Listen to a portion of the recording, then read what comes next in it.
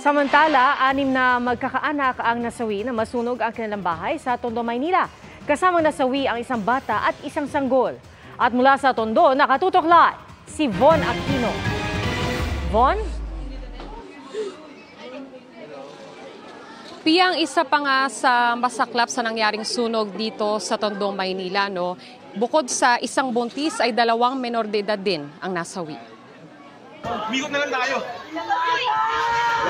Binuhusan ng tubig ng mga kapitbahay at taga-barangay ang apoy sa 4 na palapag na bahay na ito kaninang mag-alas 4 na madaling araw sa Camba Extension Street, Barangay 25 Zone 2 sa Tondo, Maynila. Pagsabog ng kuryente, ma'am, talagang totally. Ang laki na kagad na sunog, ma'am. Kasi puro kurtina yung nasa loob. Tapos yung pinaka-wallpaper niya, ma'am, yung parang cotton.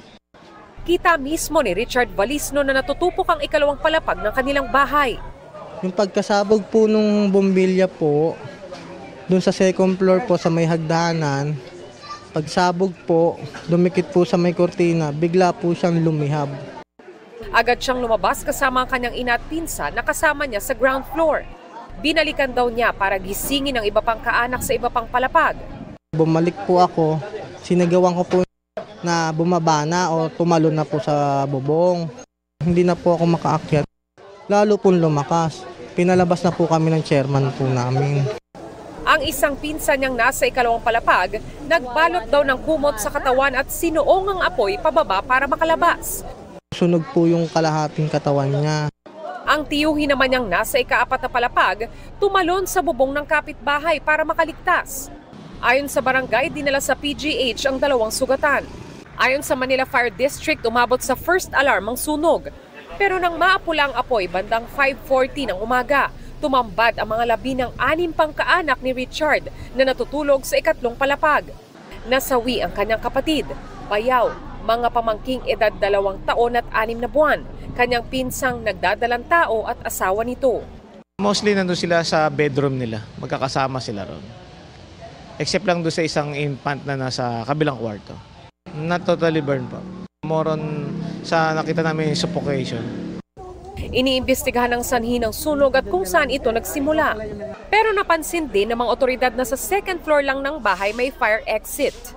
Kung magpapagawa po tayo ng bahay, consider po natin yung pagpapakabit ng fire exit. Piyasa ngayon ay narito lamang malapit sa nasunog na bahay yung mga kaanak ng mga nasawi dahil hinihintay nga nila yung labi ng kanilang mga mahal sa buhay na posible daw na iburol ngayong gabi o bukas. Samantala, Pia, binomba muli ng barangay ng tubig itong nasunog na bahay para makatiyak na wala ng sisiklab na apoy.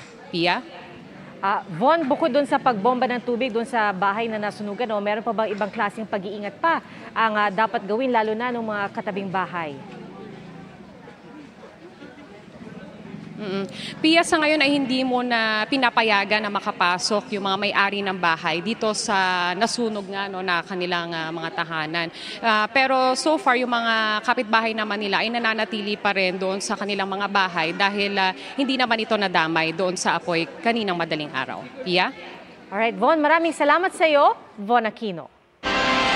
Mga kapuso, patuloy na tumutok sa mga balita. Mag-subscribe sa GMA Integrated News sa YouTube. Sa mga kapuso abroad, samahan nyo kami sa GMA Pinoy TV at www.gmanews.tv.